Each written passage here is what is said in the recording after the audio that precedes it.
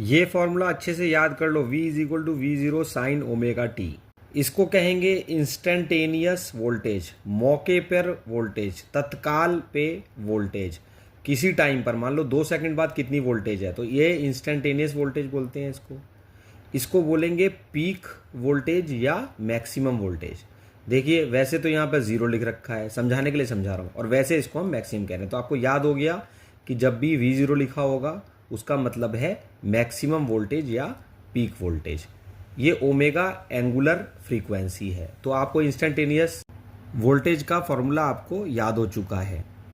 इस फॉर्मूले को अच्छे से याद कर लो, V is equal to IR, वीर से याद कर लो, voltage current into resistance. Maximum current या फिर peak current is equal to peak voltage divided by R। इसी फॉर्मूले से यहीं से ये आ गया है। इस फॉर्मूले को भी अच्छे से याद कर लेना है, instantaneous current is equal to peak current sine omega t. जब भी AC सर्किट बनाओगे तो उसमें इस तरीके से ऐसे लिखना है।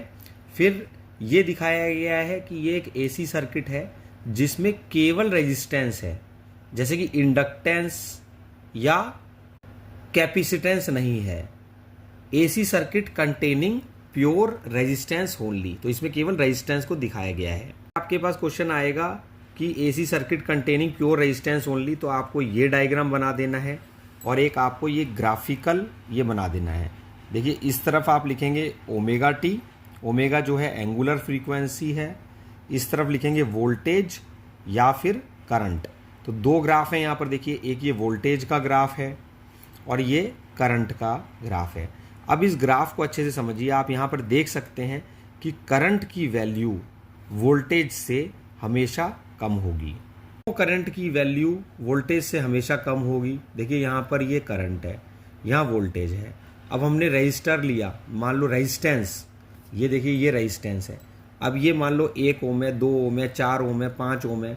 अगर 1 ओम होगा तो फिर बराबर हो जाता है, लेकिन अगर रेजिस्टेंस 2, 3, 4 कुछ भी है तो फिर इसकी वैल्यू कम हो जाती है। यहाँ पर आप देख रहे हैं कि करंट की वैल्यू वोल्टेज से हमेशा कम होगी।